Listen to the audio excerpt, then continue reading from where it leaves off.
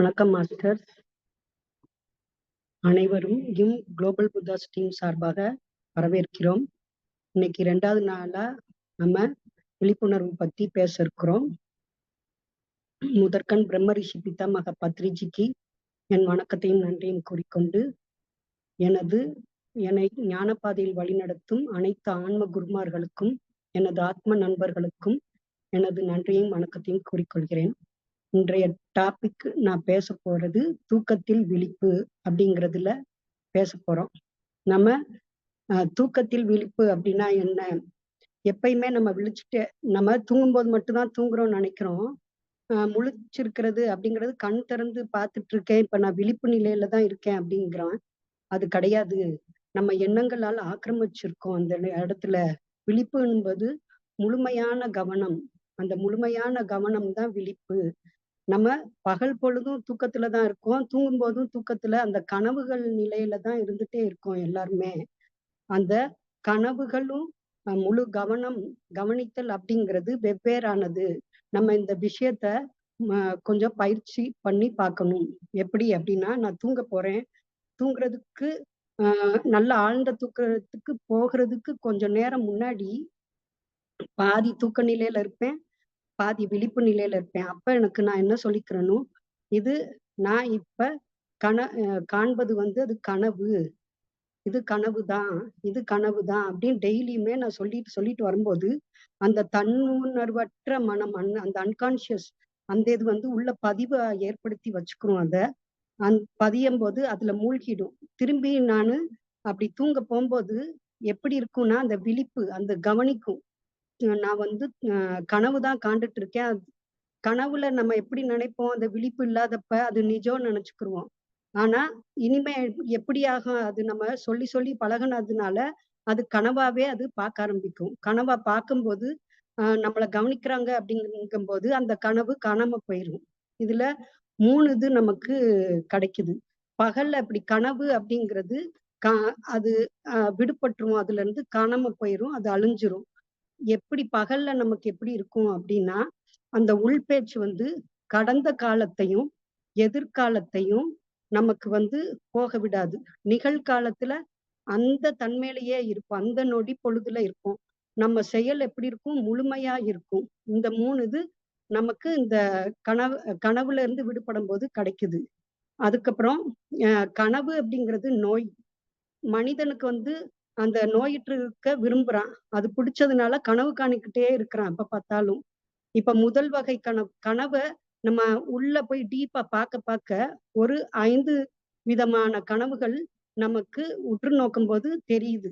அது எப்படி அப்படின்னா, முதல் வகை கனவு 90% எப்படி இருக்கு அப்படின்னா, நம்ம ஒரு நாள் ஃபுல்லா வேலை பார்க்கிறோம். வேலை பார்க்கும்போது எத்தனை இது நம்ம உள்ள அதாவே தெரியாமலே பதிவாகி இருக்கும் உள்ள. நம்ம சாட்சி நிலையில பண்ணும்போது அது பதிவாகாது. ஆனா அந்த விழிப்பற்ற தன்மை நம்ம தூங்கிக்கிட்டு தான் இருக்கோம். பகல் நேரத்துலயும் அப்படியே அந்த கவனமே இல்லாம தூங்கிட்டு தான் இருக்கோம். அதனால 90% அது உள்ள இருக்கும்.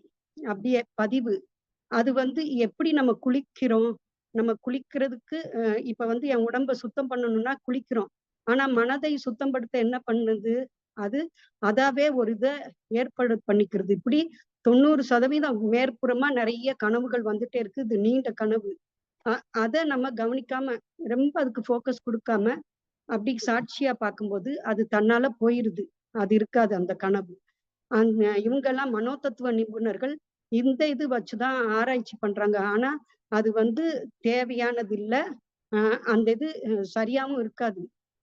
ஆனா, அவங்க இந்த இது வச்சுதான் மேற்பரப்புல உள்ள அந்த கனவுகள் வச்சு, அவங்க ஆராய்ச்சி பண்ணி இது பண்றாங்க அப்படிங்கிறாங்க.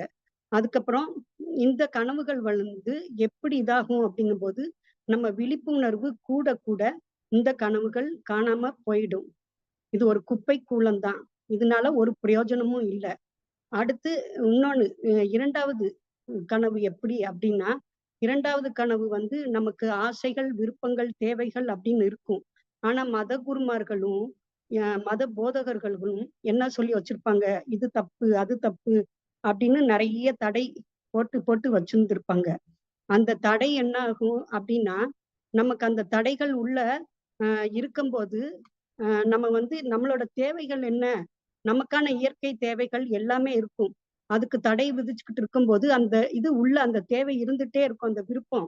அது எப்படி வெளிப்படுத்த முடியும்? கனவு மூலம் நம்ம நிறைவேத்திக்கிறது. அது வந்து அந்த தன்னுணர்வற்ற மனம் அதை நிறைவேத்த பாக்குது. கனவுல வந்து கொடுத்து, நமக்கு ஏதோ அது நடந்த மாரி அந்த ஒரு சந்தோஷத்த அந்த நேரத்துக்கு குடுக்க, அது இது பண்ணுது, ட்ரை பண்ணுது. நம்ம வந்து தன்னுணர்வு மனம் எப்படின்னா, ஆசைகளை நோக்கி ஓடுது.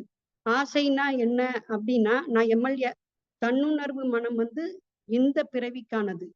தன்னுணர்வற்ற மனம் வந்து போன பழைய ஜென்மங்கள் எத்தனையோ ஜென்மங்கள் எடுத்துட்டு வந்திருப்போம்.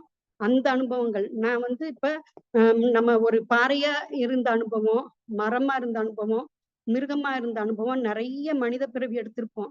அந்த அனுபவம் எல்லாம் சேர்த்து தான் அந்த தன்னுணர்வற்ற மனத்துல இருக்கும். அது தேவைகள வந்து இங்க நமக்கு எடுத்து காமிச்சு, அத நமக்கு கொடுக்கும். ஆனா தன்னுணர்வுள்ள மனம் என்ன பண்ணும்? ஆசைகள நிறைவேத்த அது பாக்கும். அப்படி பார்க்கும்போது, அந்த ஆசைகள் வந்து அர்த்தமற்றது. நம்ம என்ன பண்ணுவோம்? எம்எல்ஏ ஆகணும், எம்பி ஆகணும், இல்ல நல்லா படிச்சு டாக்டர் ஆகணும். ஆனா அதுக்காக கஷ்டப்படுவோம். இப்ப இந்த ஜென்மாக்கு நமக்கு இது ஏற்படுத்தப்பட்டது. சுத்தி உள்ளவங்களால, பெற்றோர்களால, கல்லூரிகளால, அ நம்ம யார் யார்ட்ட என்ன பழகுறோமோ, அவங்களால ஏற்படுத்தப்பட்டிருக்கு நமக்கு. அத வச்சு நம்ம வந்து இந்த இதெல்லாம் இது வந்து இதுதான் நிஜம் அப்படின்னு நினைச்சுக்கிறோம். ஆனா இந்த அது நமக்கு சொல்லும். அந்த தன்னுணர்வற்ற மனம் சொல்லும். நீ ஏன் உன்னையவே இது பண்ணிக்கிற? அதுக்கு என்ன இதுன்னா, அந்த ஆத்மாவ திருப்திப்படுத்தணும். நமக்குன்னு ஒண்ணு இருக்கும். அந்த தேவைகள குடுக்கும்போது நம்ம திருப்தி அடைவோம். ஆனா அதுக்கு நம்ம இடம் குடுக்காம இது தப்பு, அது தப்பு அப்படின்னு இது பண்ணும்போது, கனவு மூலம் வந்து நமக்கு உணர்த்த பாக்குது. அது உணர்த்துறதுக்கு முன்னாடி நம்ம என்ன பண்ணணும்? தியானம் பண்ணணும். இது எதுக்காக அப்படின்னு யோசிக்கும்போது, அந்த தியானத்துல நமக்கு அது தெரிய வரும். சரி, இதனால தான் இந்த கனவு அப்படின்னு சொல்லிட்டு. அந்த சாட்சி நிலை, அந்த இடத்துல ஒரு புரிதல் வரும்ல. அப்படி வரும்போது, அந்த இத நம்ம கொஞ்சம் இது பண்ண ஆரம்பிச்சுருவோம். இது இந்த இது வந்து அந்த தேவைகள் நிறைவேறிரும். நமக்கு ஏதோ சாப்பிடணும், ஏதோ ஒண்ணு தடை வச்சிருப்போம். இந்த இது இப்படி சாப்பிடக்கூடாது, இது தப்பு அப்படி ஒரு ட்ரெஸ் போடணும் அப்படின்னாலும் இப்படி அப்படி ஏதோ வச்சிருப்போம். அத நம்ம நிறைவேத்திக்கிட்டோம்னா, அது அப்படி காணாம போயிரும். அந்த இடத்திலேயே அப்படி போயிரும் அது. ஆனா, அந்த தன்னுணர் வ உள்ள மனம் என்ன பண்ணும்? அது இதுன்னு எடுத்து எடுத்து ஏதாவது காமிச்சுட்டே இருக்கும். அந்த இதுக்கு நோக்கி போகாம, அத நம்ம தூக்கி எறிஞ்சிரணும். அந்த தேவையில்ல அப்படின்னு சொல்லி. தன்னுணர்வற்ற மனம் தான் பழைய ஜென்மங்கள்ல நெறைய இத கொண்டு வந்து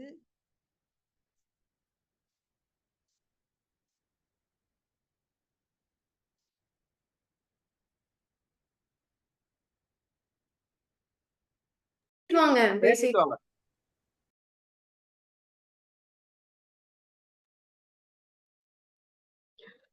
அந்த பழைய விஷயங்கள நம்ம உள்ள போட்டு பதிஞ்சு வச்சிருப்போம். அப்படி பதிஞ்சது தான் அந்த நமக்கு இதா வருது. அது தன்னுணர்வற்ற மனம். அத நிறைவேத்திக்கோ. அப்பதான் அது நம்ம வந்து அதுலருந்து விடுபட முடியும்.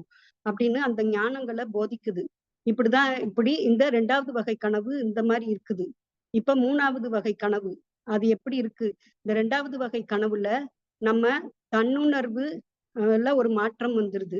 அதுக்கப்புறம் நம்ம வாழ்க்கையும் ஒரு மாற்றம் வருது. நம்ம நடத்தையிலயும் ஒரு மாற்றம் வந்துருது. ஒரு தெளிவாவும் நம்ம யோசிக்க ஆரம்பிச்சுருவோம். ஏன்னா, அங்க விழிப்பு வந்துருது. 3வது நிலை கனவு நமக்கு என்ன உணர்த்த வருது அப்படிங்கும்போது, அந்த 3வது நிலை கனவுல நமக்கு அது சொல்லும். நமக்கு குருமார்கள காட்டிக் குடுக்கும். எப்படி அப்படிங்கும்போது, இந்த 3வது நிலை கனவு, அ 2வது நிலை கனவுல வந்து பறவைகள், விலங்குகள் இதெல்லாம் தன்னுணர்வற்ற நிலையில இருக்கும்போது, தன் தேவைகள கூட அது நிறைவேத்திக்கிறது ஆனந்த நிலையில இருக்கு. ஆனா மனிதர்கள் வந்து ஆசைகளை நோக்கி போகும்போது கஷ்டம் தான் அனுபவிக்கிறான். அப்படின்னு அந்த பாயிண்ட்டும் அங்க சொல்றாங்க. 3வது நிலை கனவு. அதுல வந்து நம்ம என்ன பண்றோம் அப்படின்னா, அந்த கனவு ஒரு இதா வந்துட்டே இருக்கும். வந்து நமக்கு உணர்த்துது. அது உச்ச தன்னுணர்வு நிலையில இருந்து அது நமக்கு வருது.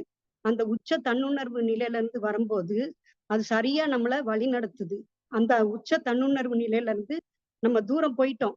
போயிட்டாலும் அது நமக்கு வருது அப்படின்னா, நமக்குள்ள தான் இருக்கு. அது நம்ம கடந்த காலத்த எல்லாத்தையுமே காட்டிக் கொடுக்கும். நம்ம குருமார்கள் வந்து அதுல உள்ள வந்து சொல்வாங்க. ரொம்ப ரொம்ப டீப்பா நம்ம விழிப்புணர்வு இருக்கும்போது தான், அந்த குருமார்கள் வந்து நமக்கு வழிநடத்துவாங்க. இந்த இடத்துல தன்னுணர்வு உள்ள மனம் குருவ காமிக்கும். அவங்க வெறும் ஆசிரியரா தான் இருப்பாங்க. தன்னுணர்வற்ற மனம், அதுவும் நமக்கு ஒரு குருவ காமிக்கும். ஆனா அவங்கள நேசிப்பவரா இருப்போம். எப்படி அப்டின்னா, நமக்கு வந்து அவங்க சொல்றது ஏதாவது புடிச்சிருக்கும். இல்ல அவங்களோட குணம் பிடிக்கும். அவங்க நடக்கிற விதம் பிடிக்கும். அந்த இதுல நம்ம பந்தப்பட்டு போயிருவோம். ஆனா, இந்த இதுல எப்படி அப்டின்னா, நம்ம பந்தப்பட மாட்டோம். நம்ம அவங்க நம்மளோட ஆன்மாவா இருந்து நமக்கு விளக்கம் அளிப்பாங்க. அப்படி அளிக்கும்போது, நமக்கு அடுத்த நிலை அப்படின்னு போகறதுக்காக சரியான பாதைய காட்டுவாங்க. சரியான கட்டுப்பாடு எதுன்னு காமிப்பாங்க. எல்லாமே நமக்குள்ள இருந்து எல்லாம் தெரியப்படுத்துவாங்க. நம்ம தியானம் பண்ணும்போது, இந்த 3வது இது நமக்கு சரியா புரியப்படும். அ நம்ம விழிப்பு நிலையில அது எடுத்துக்க முடியும். இல்லாட்டி நமக்கு அது நம்ம எப்படி விழிப்பு நிலை இல்லாம எல்லாருக்குமே அது வரும்.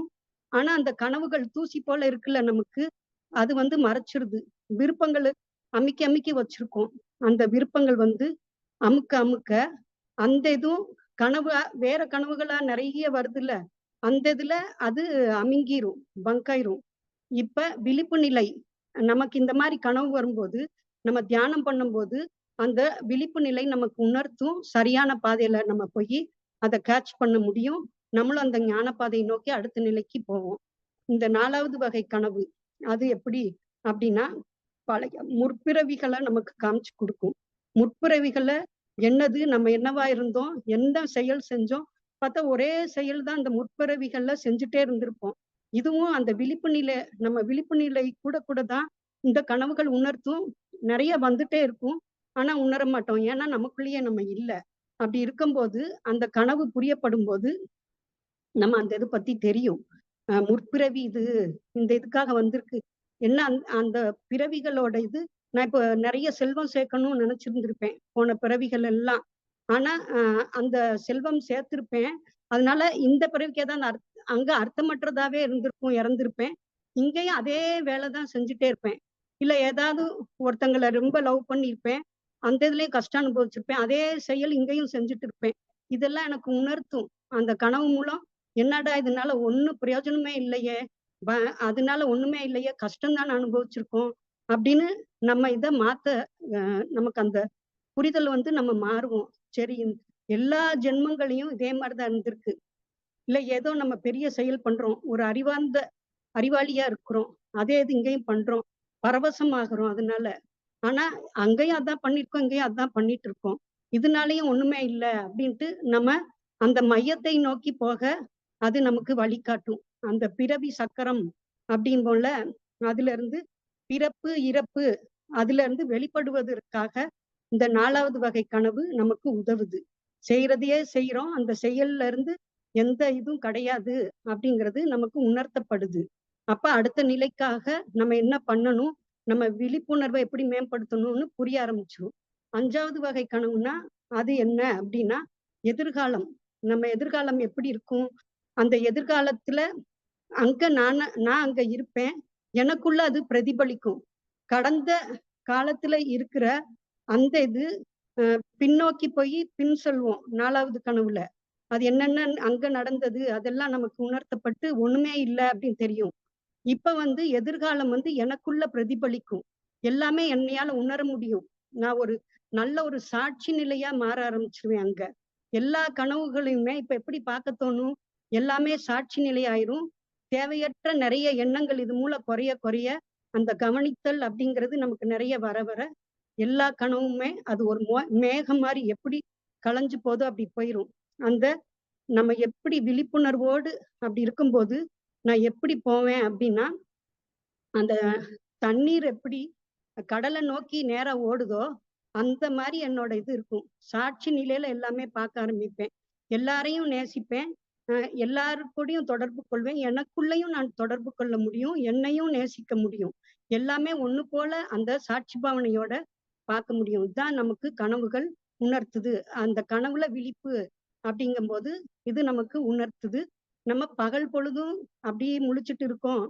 ஆனா அந்த நிலையில இல்லாம, விழிப்பு இல்லாம இருக்கிறதுனால, எல்லாமே மறைக்கப்பட்டு எண்ணங்களால ஆக்கிரமிச்சுக்கிறோம்.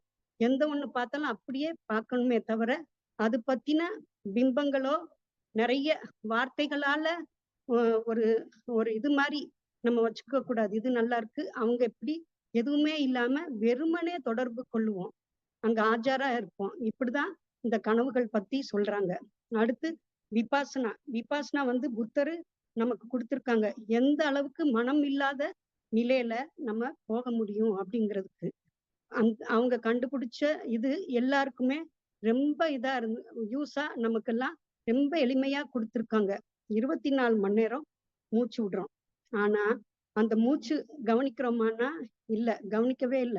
அதுவா வருது, அதுவா போகுது. இப்ப நாம சொல்றோம், ராம் ராம் அப்படி சொல்லிட்டு.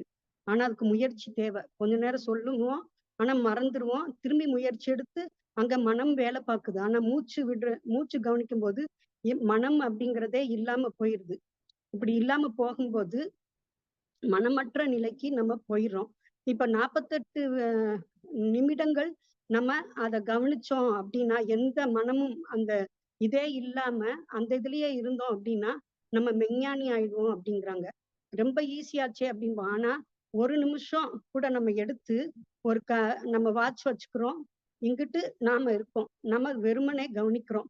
அப்படி கவனிக்கும்போது, அது வந்து எப்படி அப்படின்னா, ஆ நமக்கே அது உணர்த்தும். இந்த இது என்னது அப்டின்னா, நான் 10 நிமிஷத்துக்கு மேல வேற ஏதோ இதுக்கு போயிருவேன். இல்ல தூங்கி போயிருவேன். அத கவனிச்சேனா, விழிப்போட கவனிச்சேன்னா, அந்த நிலையிலேயே இல்லாம இருந்திருப்பேன் நானு.